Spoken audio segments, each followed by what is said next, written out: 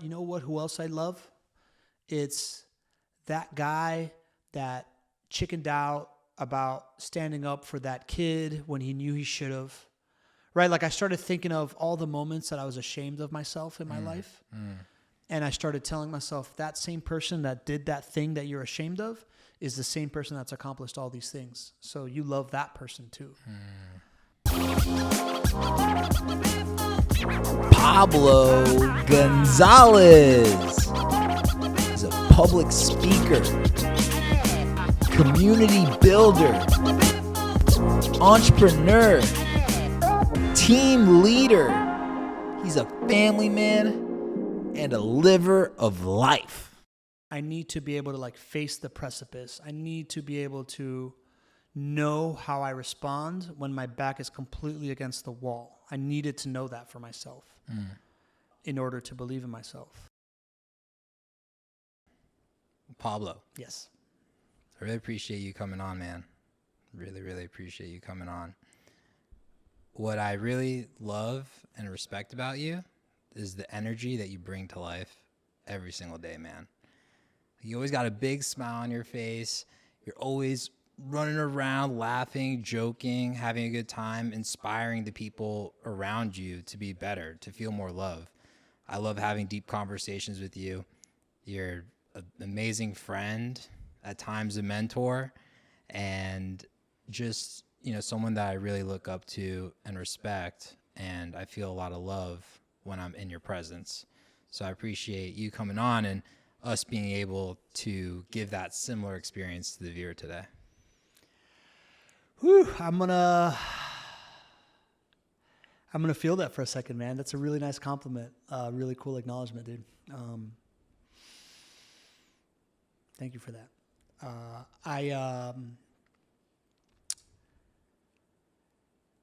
I feel like you and I could be brothers, right? Like I felt like a kinship with you. Not immediately when I thought you didn't like me in Spike Ball, but I feel like a real kinship with you because I feel like you also bring a lot of like jovial energy to the equation. You also bring a lot of like, when we can have a chance to not take ourselves too seriously, you're good at that, and I enjoy that. All while you have this like part of you that I greatly admire and that I pull a lot of inspiration from myself. And it's this commitment to going inside is the best way I could put it, right? Like your ability to find to stay committed to your inner compass is something I find super cool and sexy, right? Like I find it's an attractive quality, and I really admire it, man. Like I've seen you commit to going in at every moment, at the best moment, at the worst moment, and your dedication to it is like super admirable.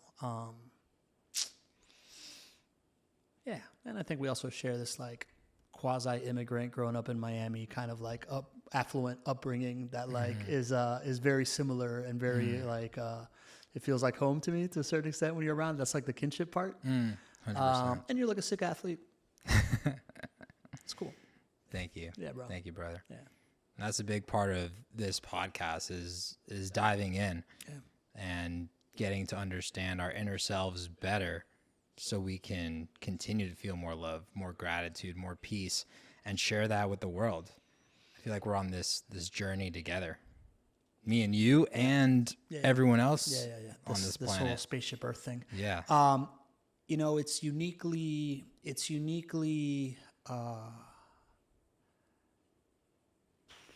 validating. I was going to say gratifying, but validating that you invited me to be on here. Because that inner journey is something that's very new for me, right? Like I've always been a very external focused person. And the acknowledgement of you noticing that I've got something good going on like my internal game, really, really means a lot to me, man. So Yeah. Thank you for that acknowledgement and for this honor, right? Dude, 100%. I mean, when we met, was it 4 years ago at this point? Sounds about right. Something like Sounds that. about right. 4 years ago. 4.5. The amount of progress that I've seen in you, and I'm sure you've seen it in yourself, Yeah. is incredible. The amount of confidence that you've created for yourself, the amount of love, and how that has just shot up in every external factor in your life, in your business, the way that it's growing right now. Yep. And it's going to continue to grow in your relationship with your wife, in your relationship with your family. You know, we've been good friends and I've been privy to all these growth, and it's just been, I don't want to say like mind boggling because it's been so incredible, but it's been amazing to see. And that's again why I chose to have you on today, and I appreciate you coming on so we can explore this and get to understand like, hey, how did you make these changes over the past 4 years or even before that to get to where you are today? And again, you and I have had similar challenges. And so I think we should start there with the challenges to create some backdrop and understanding for the viewer.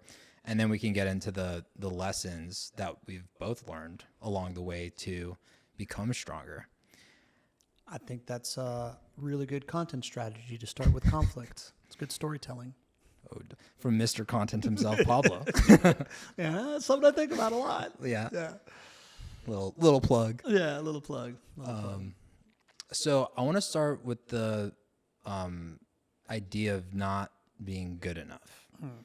That's something that I have had challenges with in the past. You've mentioned you've had some challenges in the past, and I believe a lot of people out there just struggle with this internal feeling of not being good enough. So can you explain in your background, in your backstory, like, have you had those feelings, maybe where they originated from and how those manifested in your life? Yes. I'd like to start by saying that I don't think I had an awareness of it until late 2018.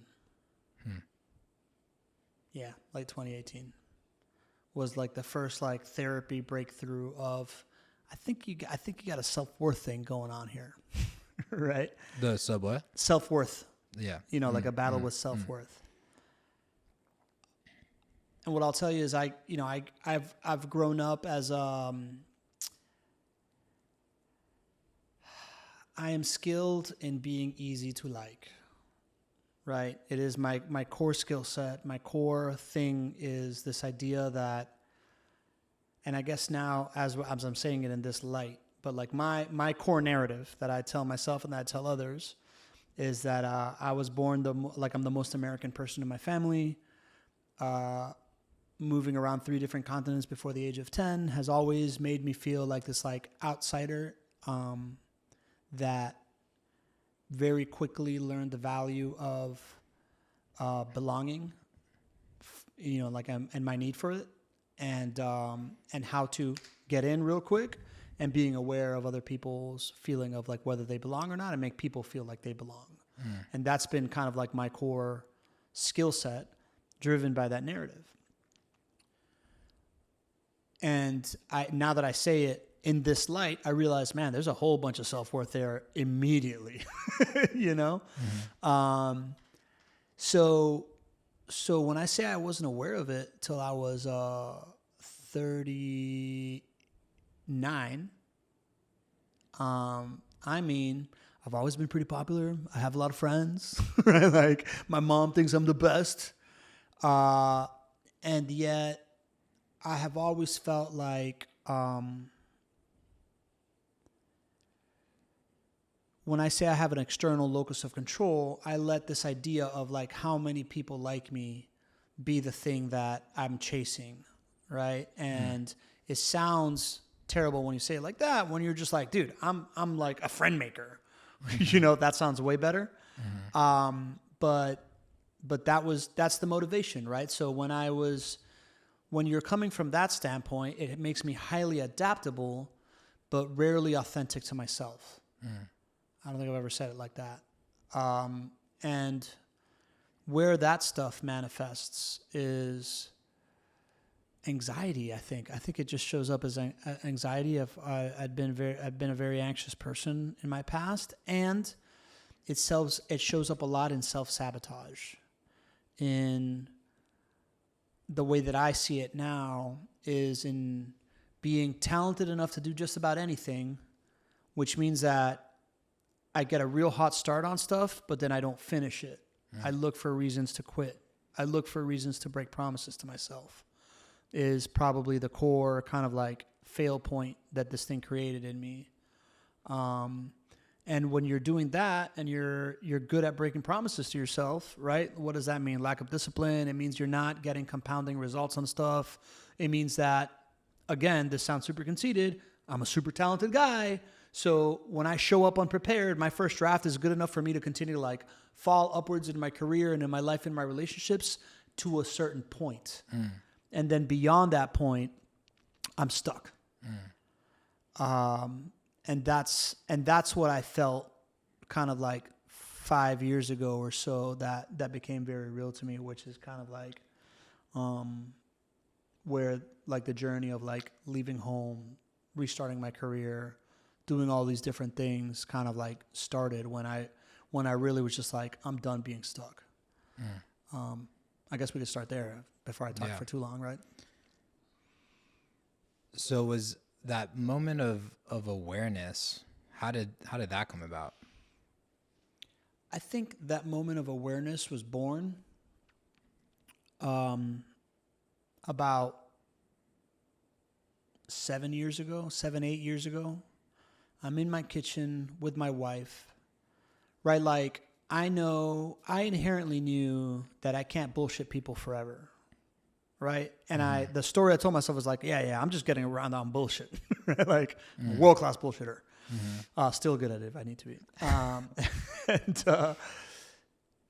And it was like, my sister has always kind of like campaigned against like, Pablo is not as like, people like Pablo too much because he's not as good as everyone thinks. And I've always believed her, right? Like, so I don't know, man. I think being married and knowing that I was in this forever and there was nowhere to hide in this relationship allowed me to start to share things with my wife around this idea of like, I feel like this is who I am, right? So I don't know. I inherently became vulnerable to that. I think out of need, right? Like out of like a gut feeling of self-need. And the day that it became apparent to me that I was too comfortable being stuck was my wife at the time was going through, she's been on her own journey. At this point in my life, the story I was telling myself about what she was going through was like, she had uncovered this trauma and she was like fighting through this trauma. And I consider myself someone free of trauma, free of, like these things. I've always had a story I've told myself I've never had a problem I didn't create for myself because I've had this great upbringing and blah, blah, blah, blah, blah. And I always wanted to like prove to the world that I deserved my upbringing, right? Another self-worth trick, like thing that is obvious now that I didn't know before. That was my mission in life, prove that I deserve everything I got.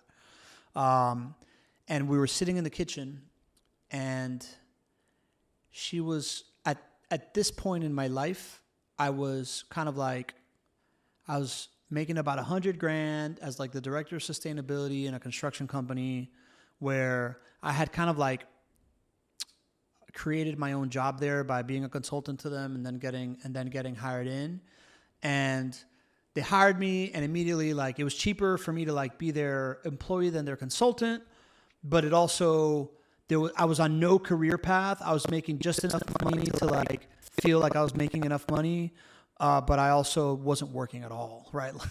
Like I worked maybe 5-6 hours a week kind of thing. And the rest of the time I was just dicking around at work, not really accomplishing anything and not really wanting more from myself professionally. And I remember her complaining to me about something, like giving me feedback of like, hey, you need to be better about something. And I remember telling her, hey, listen, just because you're in this mode where like you're trying to improve all these things about your life, like you can't hold me to that standard because I'm good where I'm at right now.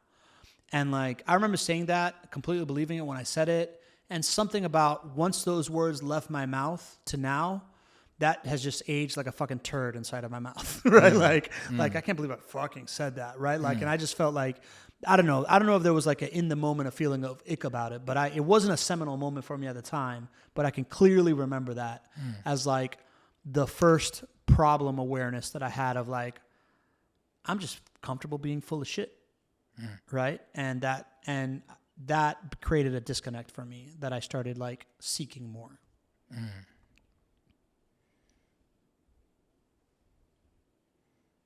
I'm going to come back to just those feelings of not being good enough, because you and I have spoken about this. Yeah. And I think a lot stems from, at least on my side, like my relationship with my mom. Yeah. Right? Yeah. And tell me more about that. yeah. Why is it from the relationship with your mom? Yeah. Because growing up, and I don't know if this was actually the case, but how I interpreted it was nothing was ever good enough for her, right? Like when I would get an A- on a test, it was like, well, why didn't you get an A? It was always like a competitive thing, right? So when I was playing tennis, like if I lost the match, like why'd you lose the match? And so this also, like if I would do something wrong, there'd always be so many questions like, oh, well, you could have done that. You could have done that. And so there were a lot of things that led to me creating this story in my own head of not being good enough. And so, yeah, I mean, it definitely like, and I wasn't even conscious, like just like yourself. I was about to ask, were you conscious of it? I was not consciously aware of it at the time. I was not consciously aware of it in my early 20s. I think I only became aware of it in my mid to late 20s when, you know, life doesn't become as easy as it was. You start having more responsibilities and things start smacking your face, and you can't just quit, you know. And I think you and I have had similar challenges in that sense. And so it's just really, really interesting that we've had that similar thing. I think some viewers are probably having similar conversations. Yeah. Listen, man, mine is a lot like yours, but different. And definitely a helicopter parent, what I would call an overbearing mother. My mom's the best, right? Yeah. Like my mom is like the Lamb of God shepherd that like takes care of everybody at the max, right? Yep. She is perfect in that regard. Like when you need my mom, she is the person that will do things that other people won't do for you, for everyone, right? So that being said, I would definitely say I was overmothered. When I would fuck up, my mom would be the first to correct it instead of letting me fail. I was always steered to do it one way, which was her way. And any deviation from that, it was always like, that's cool that that's what you're doing for right now, but that's not what you're going to end up doing. And that I think I internalized as like, I can't trust myself to do stuff. Right. And I was never allowed to fail. Right. So it's interesting as you talk about, because I was like, oh, you beat me by almost 10 years of like getting this realization. But what I realized that it happens at the biggest points of failure. Right. I didn't get it in my first failure, which was, I guess, my first point to fail, which would have been late 20s, would have been when I got fired for smoking weed from a Fortune 500 job, but I lied my way out of it. Like my parents still don't know that happened, right? I guess they will now. Well, I've mentioned in other podcasts. Spoiler: they don't watch my content. Oh,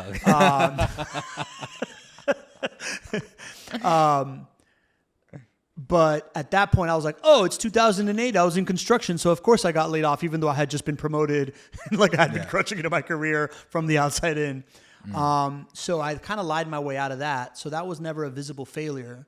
And then what I realized was by 38, by 37, I needed to put myself in a point where I could fail and it was only me, and I had to stay committed to exposure to failure without any cover is what I felt I really, really needed, is what I really started to yearn for.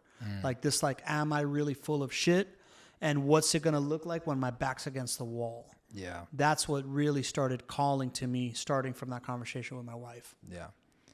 It's interesting because I didn't mention this with my mom, but it's a similar thing. Like, so it was also the competitive stuff, but also the helicopter, right? It was like, if I wasn't finishing a project, like I wouldn't even ask and the project would just get done. Correct. Like, and so, I wasn't able to fail. Like, it was impossible to fail because before I would fail, my mom would come in and save the day or do it. And just, it's like things would be done. And so it almost created like a later curve for like development and for growing, right? Because then when you get out on your own, there, you don't have that anymore. There, random people aren't just coming and being like, yeah, I'm gonna take care of this. Like, you have to take ownership and responsibility for your own life, and that's the only way that we're really gonna grow. And for me, it's shown up in multiple places, like failed businesses, failed relationships.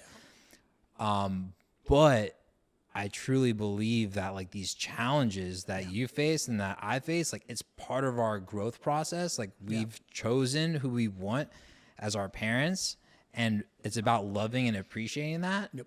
And then really just taking what we have and making it an opportunity to grow. Yeah. Because we've had this unique experience and there's other people that have had this, and we can utilize what we have to help others. As you were describing it all, two things came to mind. It came to mind how like natural it is, right? You can't raise an animal in the zoo and then put it out in the jungle and it survives. And I feel like I was raised in the zoo, right? I had a live-in housekeeper growing up, plus all of this stuff. Like I was such a useless, disgusting animal through like 28 years old. Anyway, so that's the first thing that comes to mind. And then the next thing that comes to mind is the idea, the moment that it became, I am on the right direction. I heard like there is no growth without failure. There just isn't. Right? Like you can get more, but you're not going to grow, right? Like if you're always winning, or at least, I don't know if it's an absolute, right? But like feels like failure is a part of growth, or at least discomfort is a part of growth. Yes. Right? At the very least. Yes. And I remember when I was making the decision of whether or not to leave Miami, I was super into Gary Vee at the time. And I heard him say something along the lines of like, hey man, when you're in growth mode, the people that love you the most in your life, they're going to be giving you bad advice, right? Like the people that love you the most want you to be comfortable. That's their goal. So, and if you're in growth mode, you inherently will embrace discomfort. And that's why if you are committed to growth, you need to be able to like set boundaries with those folks, which at the time was the first time I ever kind of like went against my dad's best advice with him being like, son, I'm telling you, don't do this with your life, and me still doing it, Wow.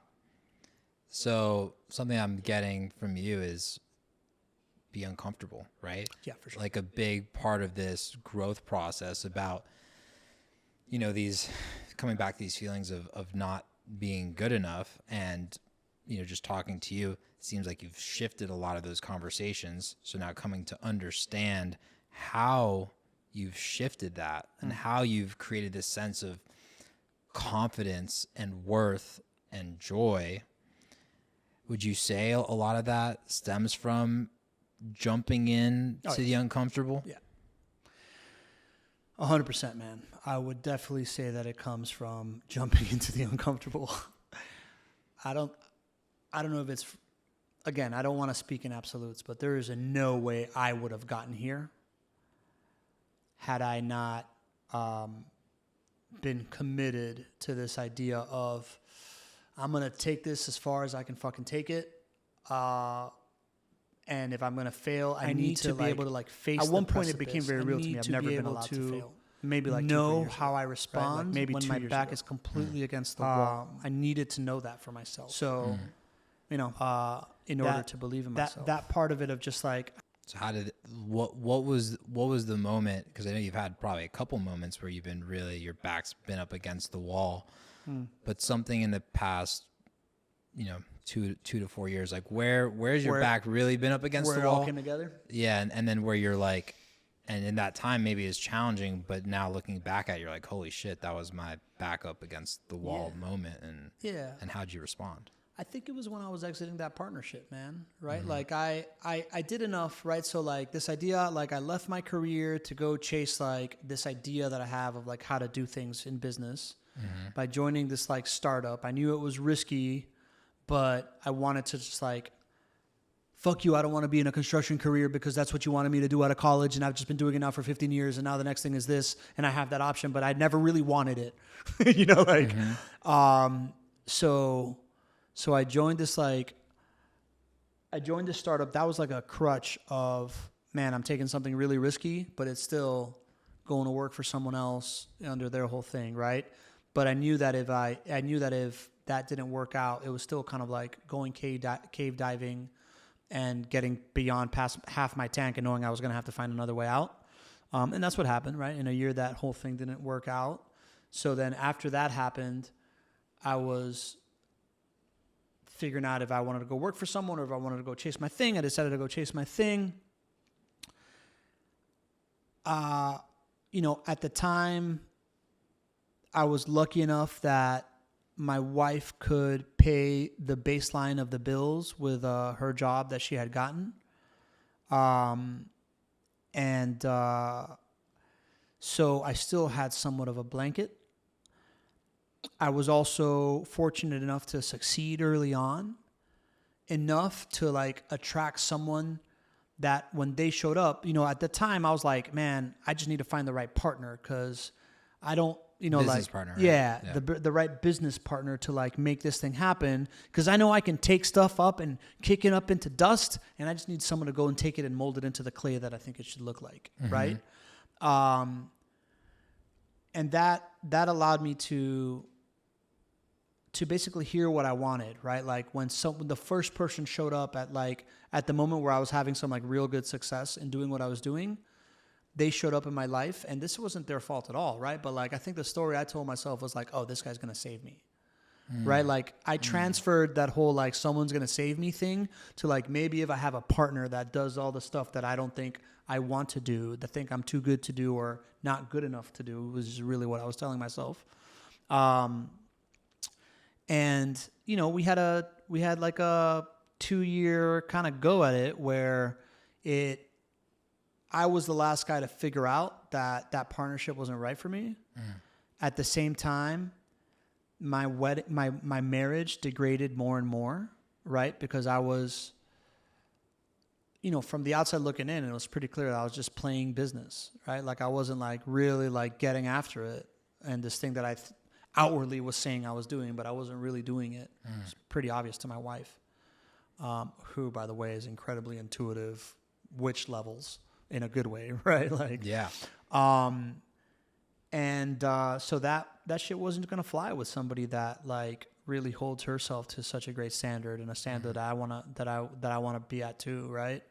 So all that was happening, and it made me take the tough decision of like, okay, I'm not just gonna like see where this goes. I'm gonna just take the reins of this thing, because really, that's when I realized, oh, I've never allowed myself to fail, right? Like that's when I was like, oh, fuck, okay, cool. I'm still not allowing myself to fail by compensating through like needing a partner and like being like, oh, it's cool because while my wife's paying my bills, I can think long term about my business, not motherfucker, I got to go like build this thing or not build this thing. Yeah. Right?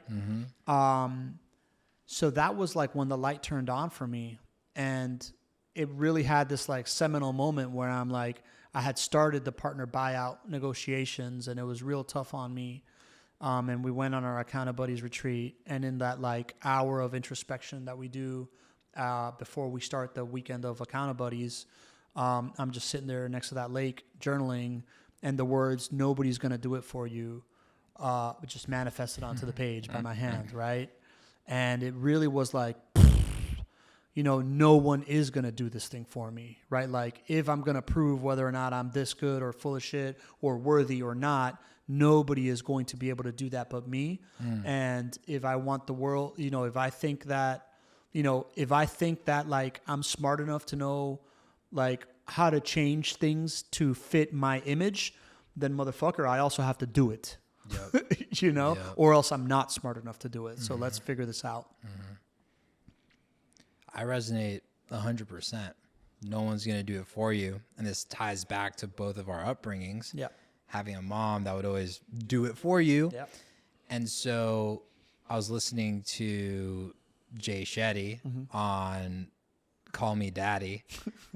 You know, talking about in the sense of like love and partnership in the romantic sense, about how a lot of times we look for a partner that like basically does what our mom or our parents like did for us, right? Yes. And so yes. I found similar things in my life, like in business, like finding a partner where, yeah, I could spit up dust and then have a partner that could, you know, really do the execution part.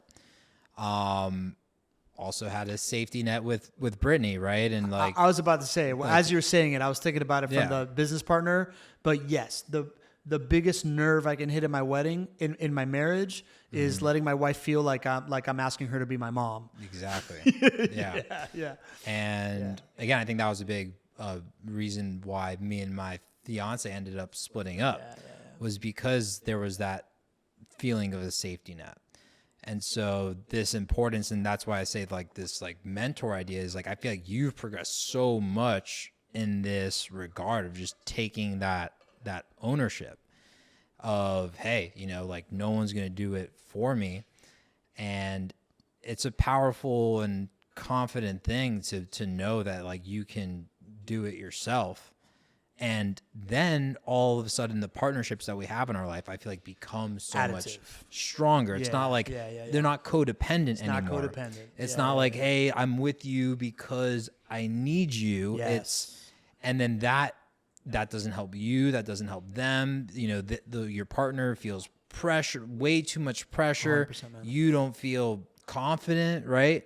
100%. So when we take that ownership for ourselves in our business and our emotions and in every regard, and be like, hey, you know, we're doing this, as you mentioned, becomes very additive with our partners. So I'm curious to hear, like, continuing to go with the story. How did you start making that shift in your life? Like, so after you have that realization, how did you implement it? Like, are there some things that you're like, hey, like these are things that could help the viewer do it? Yeah. And then also from a story perspective, like what sort of results did you start seeing in your life from that? Man, I would say like there was those like a big moment was, right, I was just like, no one's going to do it for me. I started, you know, approaching things from like, from a standpoint of like, am I running away from the thing that someone's going to do for me or not? You know, and I started going that way. That was around September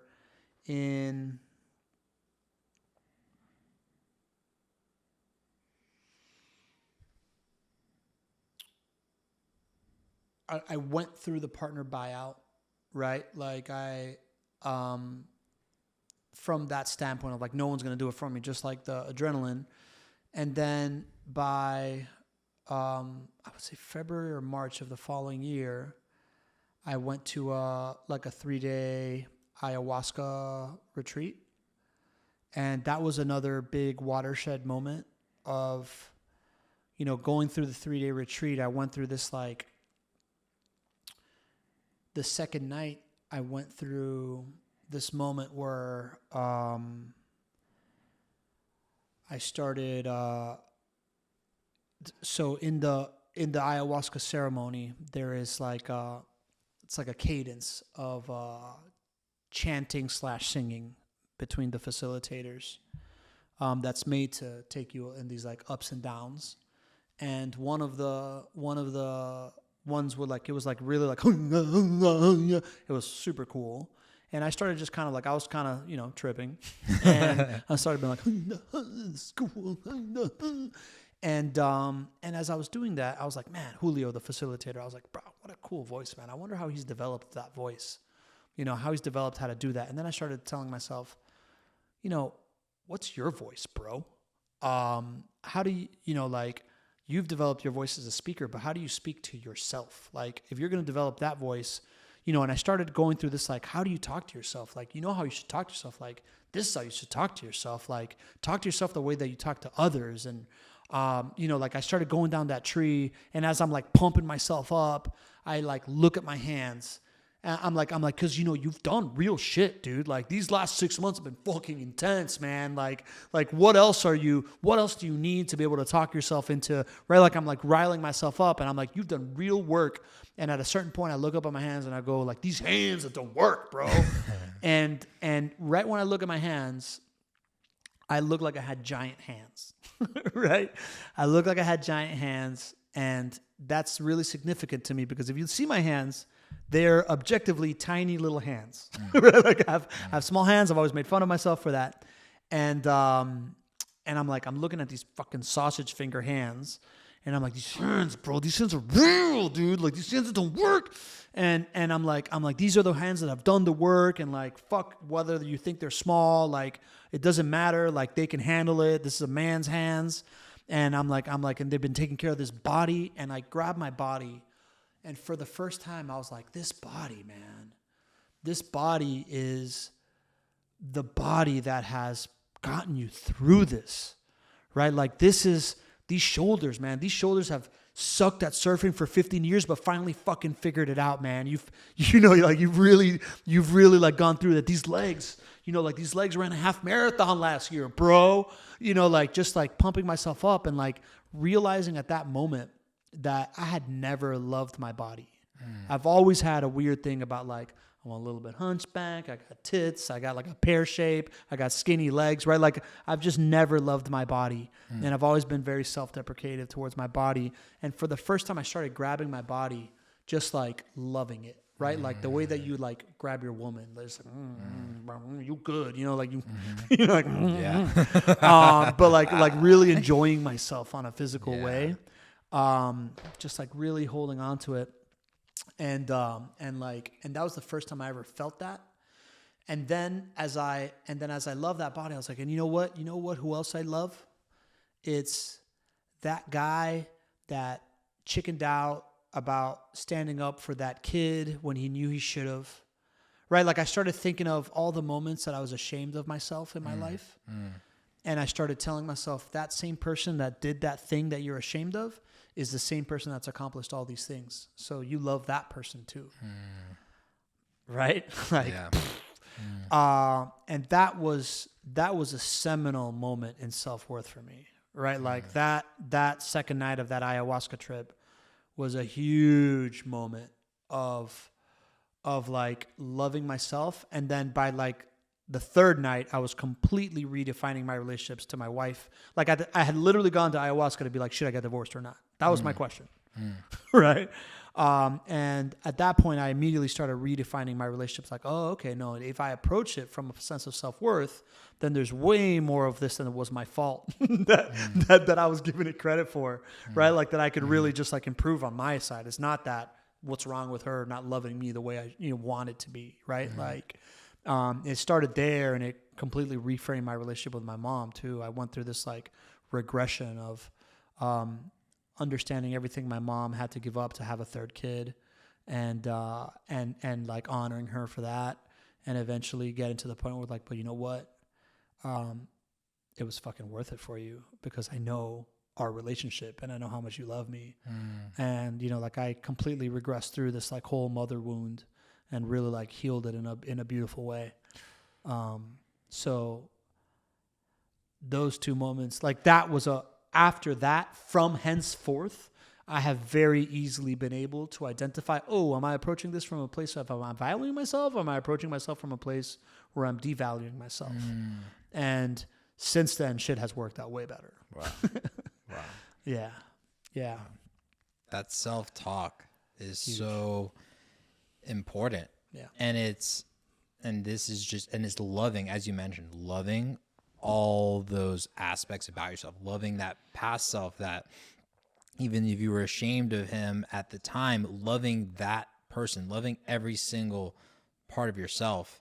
And I see that just as a part of me too, is like all the challenges, all the things that we've had in the past, all the challenges in the present, they're all here for us. And when we change that voice inside of our head to see the value and love that, the challenges incorporated, it's just it's a beautiful thing. Yeah. It was the thing that I didn't know I needed, right? Like it's the thing that, they say ayahuasca makes the subconscious conscious, right? Like it was the thing that needed to be brought up to my conscious level. Yeah, man, it's profoundly changed everything about me. Being able to, not saying that it was just that moment, right? Like it's a compounding journey of it all.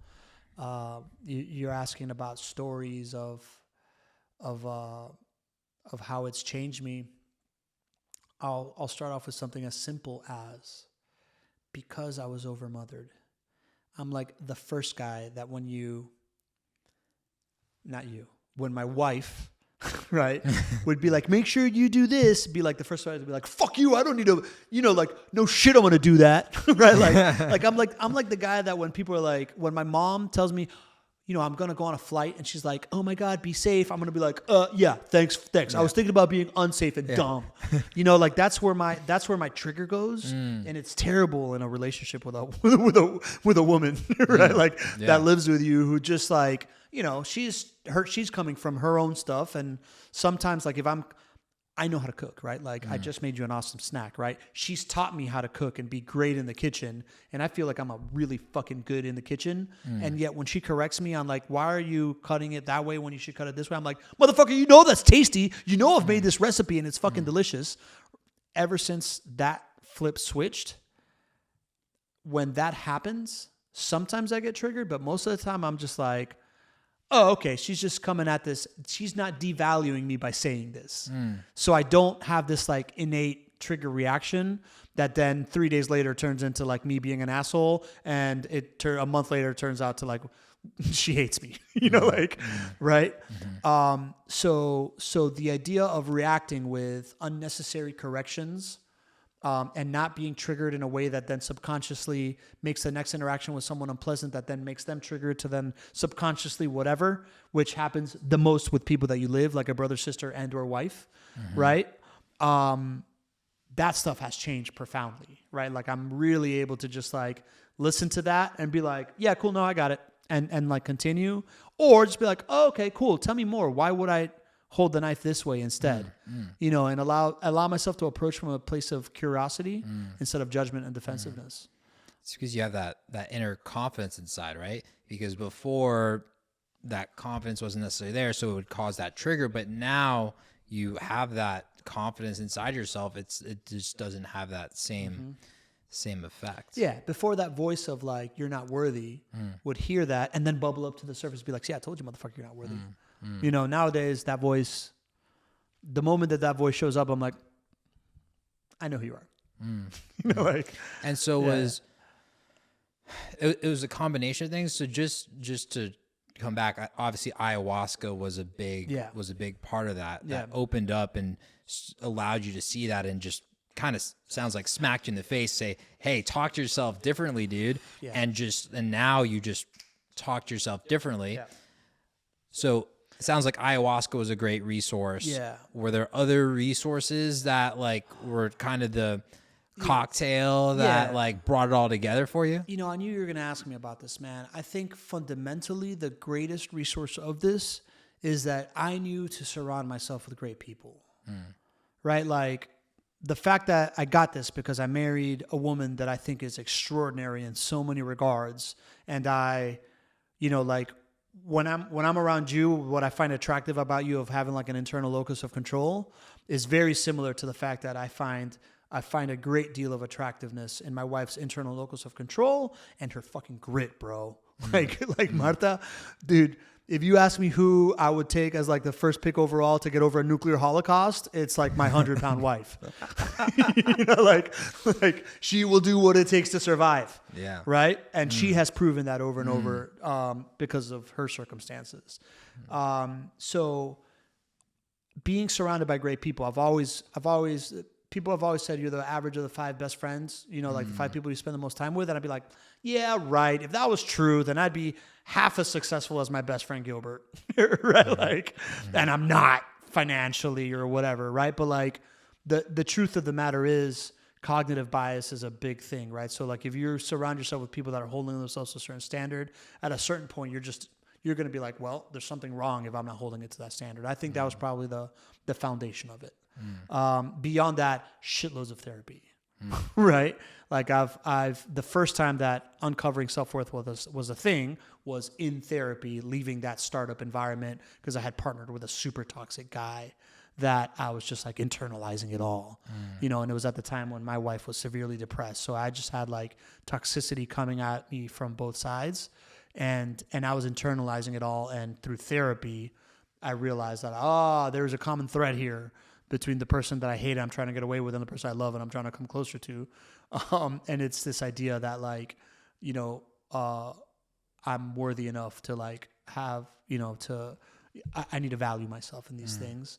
So, and I've done every sort of therapy, right? Like, from like neuro-emotional technique to just regular clinical psychology therapy, and stuff like that. That got me a long way.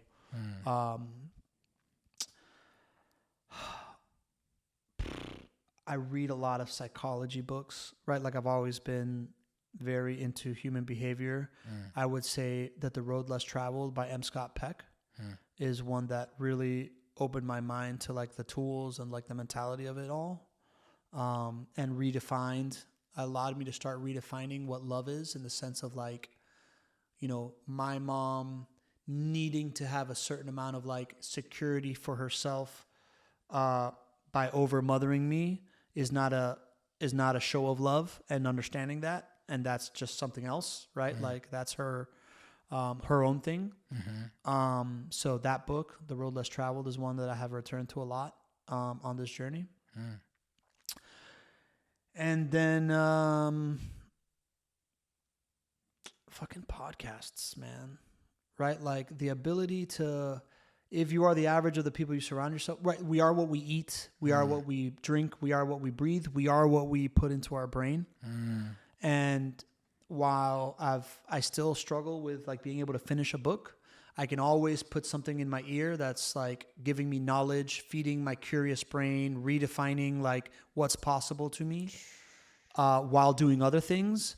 So the invention of the audio medium as a way to like open up my mind and spark my curiosity again, I can't underestimate as well. Yeah.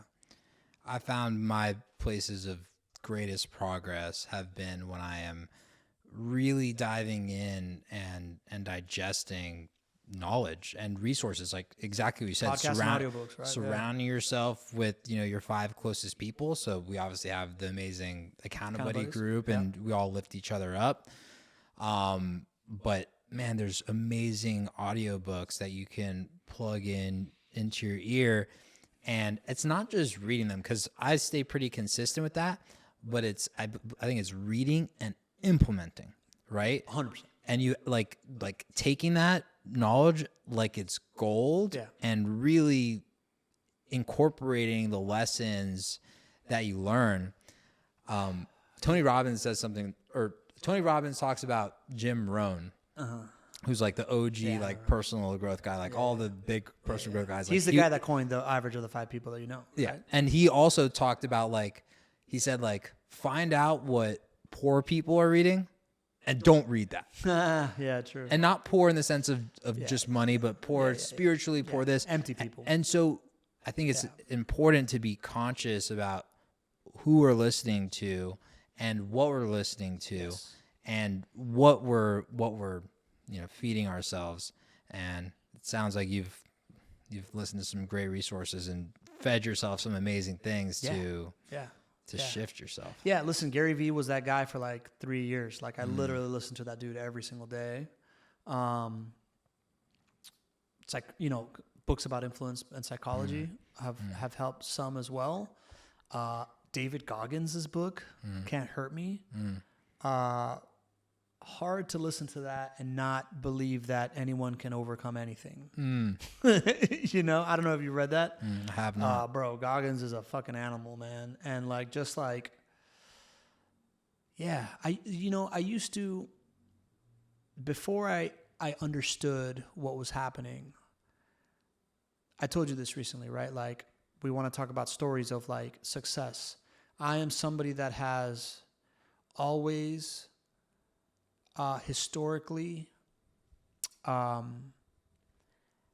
that part in doing work and a job well done that makes you feel good had never pinged inside of me at the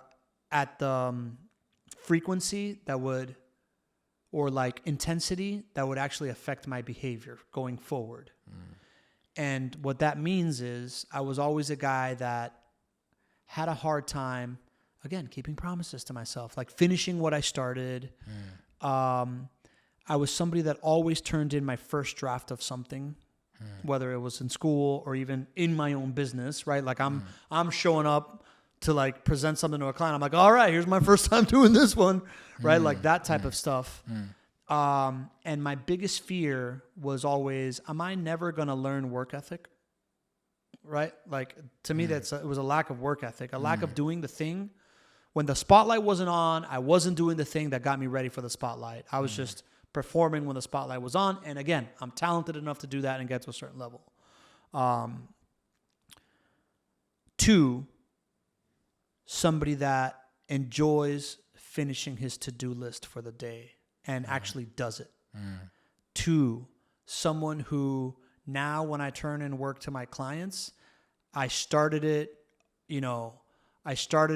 important things 2 weeks ago, created a first draft of it, slept on it, thought about it, did another draft, thought about it some more, did another draft, and then 4 hours before crammed into like, what else can I do about this or whatever. But like, I'm showing up way more prepared to shit.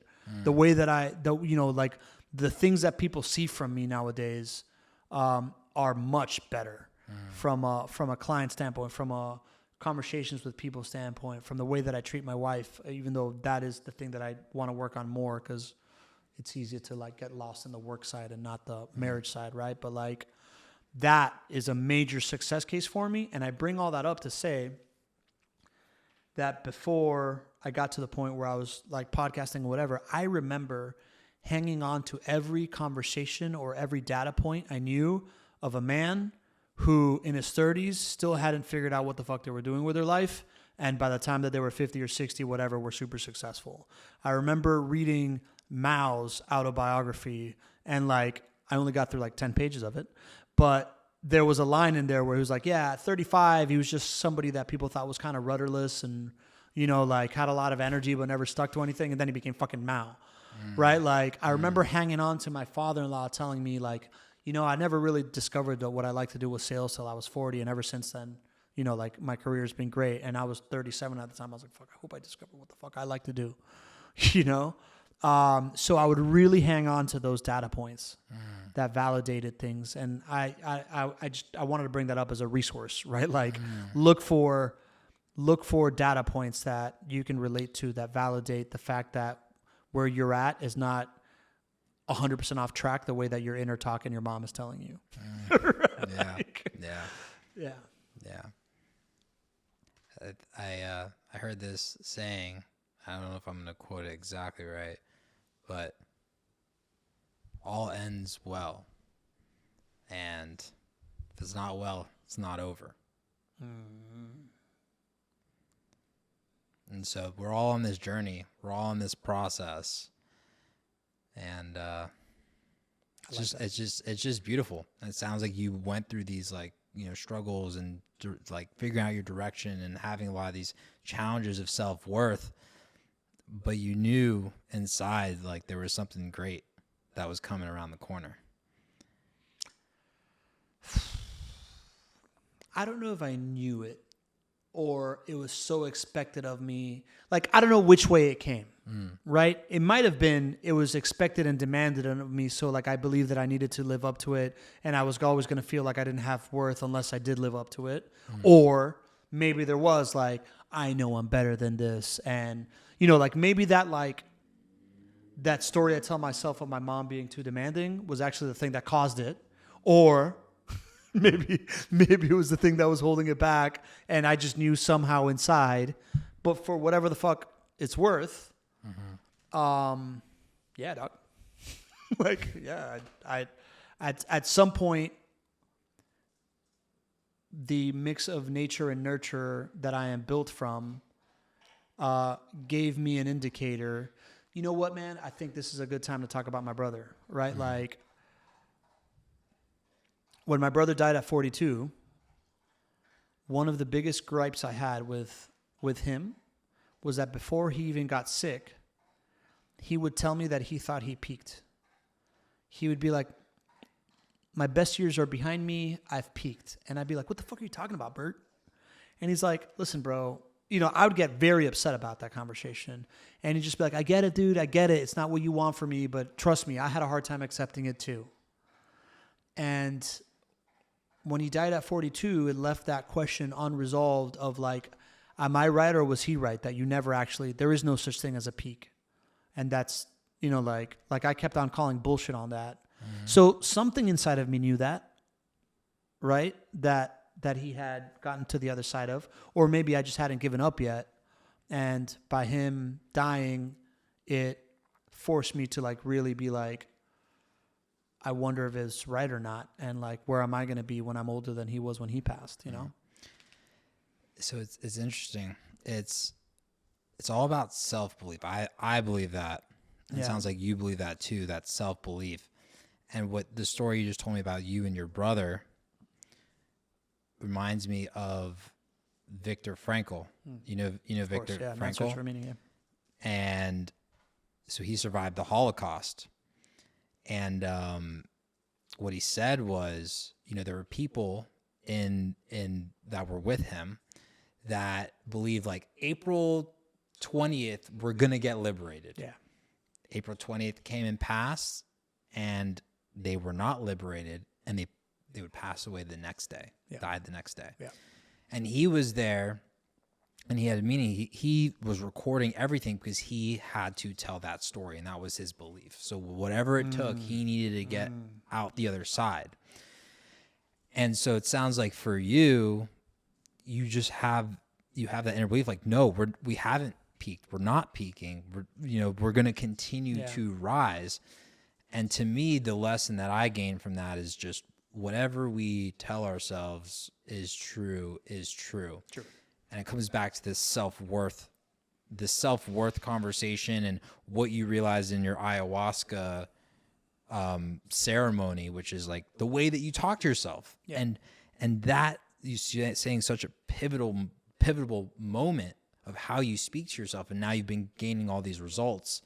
That's how my head is just tying it in right now, or my heart is tying it in of just how are we talking to ourselves? Yeah.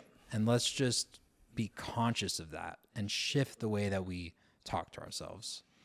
And it's an important lesson that I feel like I'm taking away and reiterating within myself. Yeah, I think it's 100% accurate, man. What I struggle with in that lesson, to be perfectly honest, it's 100% true.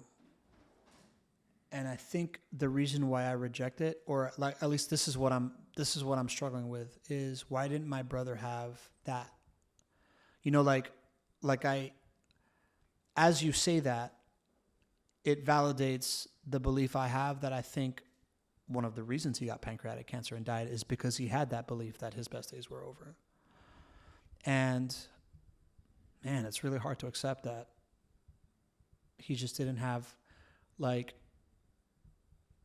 I feel very lucky and blessed and chosen in some way to have had that, because me and him would have that conversation. Me and him both had that sabotage monster inside of us. He's the only other guy that I've ever really believed that had that same level of like sabotage monster inside of me that stopped me from doing the thing that I knew was the thing that I was supposed to be doing. Right? We had that intimate conversation many times throughout our life, and we both had that, and yet somehow we both had that, but I was lucky enough to also have but no, you know, and I don't know if he wasn't lucky enough to have that and that's why he's not here, or maybe he had so much worth that he knew that if he sacrificed himself, I would learn this lesson for real, because I do believe that his death happened for me to learn a deep lesson, which is, you know, has greatly affected my life. I don't know. I think you do know. Yeah.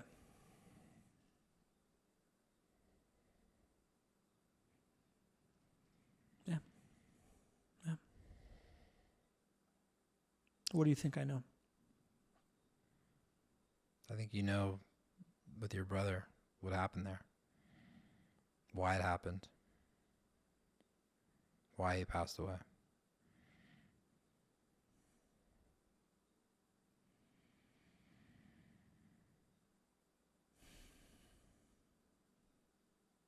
I guess, man. I don't know.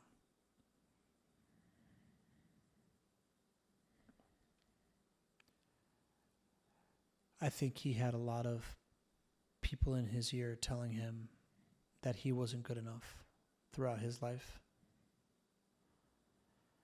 I think he believed it. And I also, the same way that we say we are who we tell each other we are, he had always described himself as a tragic hero. Right? He had always described himself as like the archetype he most identified with was like the samurai that sacrificed himself for everyone else. And he truly did live out that story when it comes to me. Like, I really do believe that his death was 100% in service of me figuring out who I want to be and having a real purpose for my life. So yeah, you're right. I do believe that, and I do know that.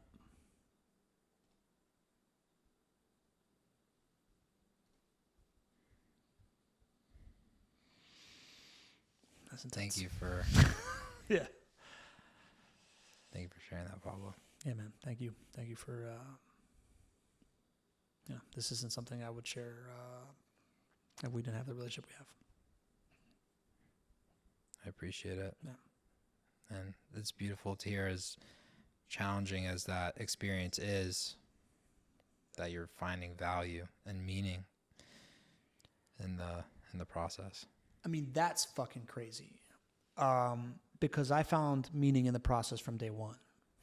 Right? Like right now that I say it so like profoundly and emotionally, I remember the day after my brother died, me being like, I don't know, man. I feel like my brother dying, like, kind of just like paid off his mortgage for his family through life insurance, and, you know, has done like I remember phrasing it from like he kind of like left his family in a better financial standing from passing.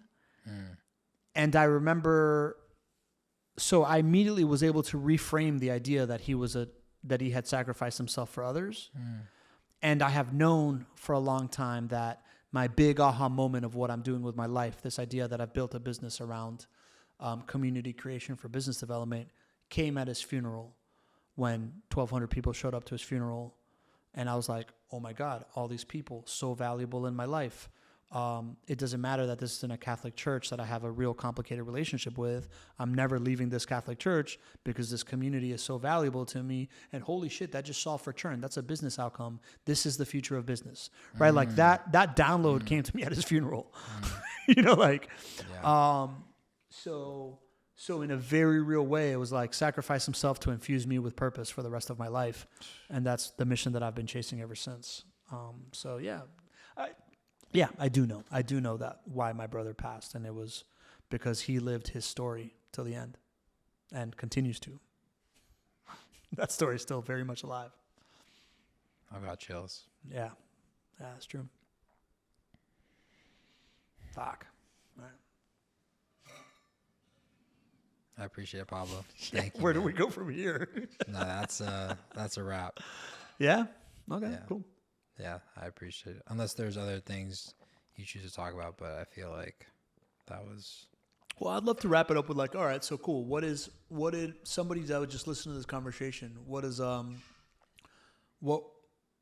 who is the person that would get the most out of listening to a conversation like this, and what was the thing that they were supposed to get? I would love to wrap with that.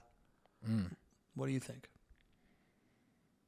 Man, I think that, like, honestly, when I was going through my head, like, when you got very emotional about your brother, like, to me, I just saw the end right there. Like, the people are the audience, whoever's going to hear it is going to hear that. And so, like, for me, this is something that I was even thinking about during the podcast, like, while we've been talking. It's like I like to kind of give like these little like summaries. Yeah, right? And you did that well throughout this conversation. That was good. But I almost feel like I almost overgive summaries because the audience doesn't need me to tell them what they need to take from these stories. Like, people have their own experiences in life, and when they hear your story, they're already tying all those things together. They're already creating those ties, and like when they hear that story of you and your brother, it's like, whoa, like that's gonna tie. And so sometimes like people are gonna get what they're gonna get, which is maybe even beyond me or your own heads. Yeah, you're right. The message will find the messenger. That the message doesn't arrive until the person is ready to like receive it, so it'll find its own person. I would say. But I'd love to hear what you're taking from it. And honestly, I wanted to go here because just for content strategy. Yeah. Right? Like, I hope you clip this after this to promote this episode as part of like your awesome sizzle reels. I think that a person listening to this, I hope that what they take away is a couple of things. Number one is the fact that I don't give a fuck how old you are, you haven't peaked. You know, like I hope that they see that I don't know if we've been as specific that has been my journey, that the moral of the story here is at the same time, my brother at 30, you know, he got sick at 40, died at 42, somewhere between like 38 to 40 was when he was telling me that he felt like he had peaked and that he had to accept it. My transformation started at 38. Right? To the fucking day of like when these conversations were happening. So, you know, if you're in your 20s or 30s and feel like you're so far behind that you're never going to find it, fuck that. Like, this is, to me, I hope that that's a takeaway, or at least that gets you thinking that to a certain extent. And two is the idea that if you beat yourself up for being a procrastinator or somebody that doesn't finish or whatever, I think that there is a real formula in this conversation for for how to get over it.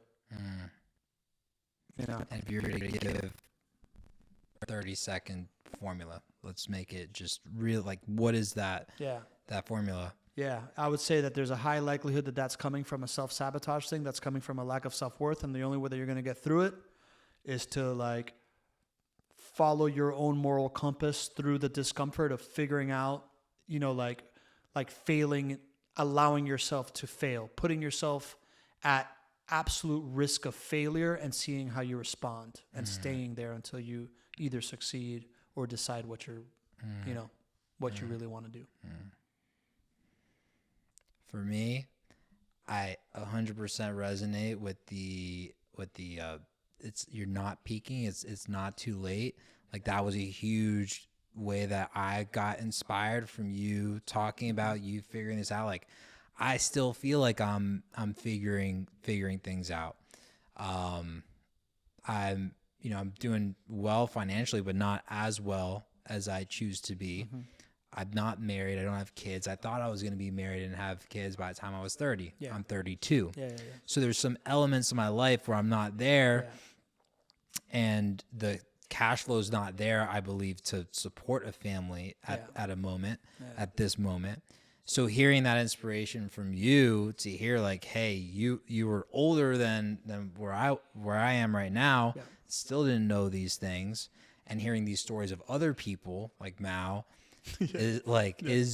and there's so many stories out there. And what's actually interesting is it seems like it resonates a lot for you. You'll be sending me texts sometimes with different people like, hey dude, like check this out, like check out this guy. I've been doing that more lately. You know, you've been right? sending me texts. It's, I mean, that is a point that's hitting home for me. Yeah.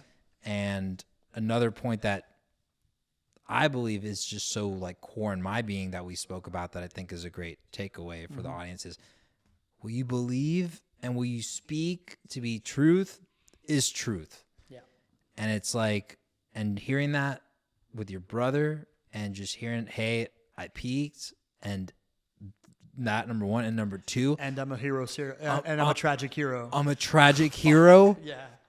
And dude, became reality, and it's difficult, and it's everything that you stand for. Right? It's like wow. So just going to the audience, be cognizant of what you believe. Yeah, and what you say to yourself, and what you say to yourself, and just if you're aware of it, it's okay. You can even love that part of yourself. Yeah, because that part of yourself that is doing the self-sabotage, you have to actually love that part of yourself so it can quiet down, and then you can love you have to love everything. So it's an interesting paradigm of like, you can't hate that aspect of yourself. You have to love that aspect of yourself to then kind of love it, and then it chills out, and then you can progress, and then you love it all together. Yeah. And that's an interesting paradigm. The worst side of you is still you. Embrace it. Embrace it, love it, and then all of a sudden that guy kind of comes along for the journey, and he's not trying to break it off because it's not him or whatever. There was this other book that I read. It's really an artist and author. I forget what book it is, but she was talking about like the fear. Right. Yeah. And the way she figured it out with the fear was like to love the fear. And she almost pictured it as if like you can't get rid of it, but it's like, hey, you're coming in the car with us. Yeah. We're going to do some awesome stuff. Mm-hmm. And as long as you bring them in the car and like everything's good, like they tend to like keep quiet. But if you're trying to like reframe your relationship to it, fight it and all this stuff, like then they're going to be screaming and shouting. Yeah. And so you got to be kind to all these parts of yourself. They're all coming in the car, but they're going to be happy and a little bit more quiet, which allows you, the loving part of you, to really take the driver's seat. Yeah. Dude, really, really good story there, and really glad that that's a big lesson in this whole thing. And I'm really glad that we didn't just wrap it there and went into this part. Because content, bro. And if I can kind of just like my sign off here is, I think you're 100% right. No, I know you're 100% right. I do notice that thing in you that I saw in myself, that it's not about money. It's not about whatever. It's about fulfillment. Like you don't, I feel that you don't yet feel fulfilled, and you're looking for that thing that fulfills you on a daily basis and trying to do more of that. And I am very consciously having these conversations with you and sending you the shit that works for me, because I see that. And I also think you're on the exact right track, because you have been consistently going for it. You know, like I see you as someone that hasn't been, you know, like you haven't been holding back, and you have been going inwards, right? So like I 1000% believe that you're on the track that will find that fulfillment. It's just going to happen when it's meant to happen. But hold on to these stories and hold on to these other things that have worked for me, because I see it in you, man, and I love you for it, bro. I love you, brother. Yeah.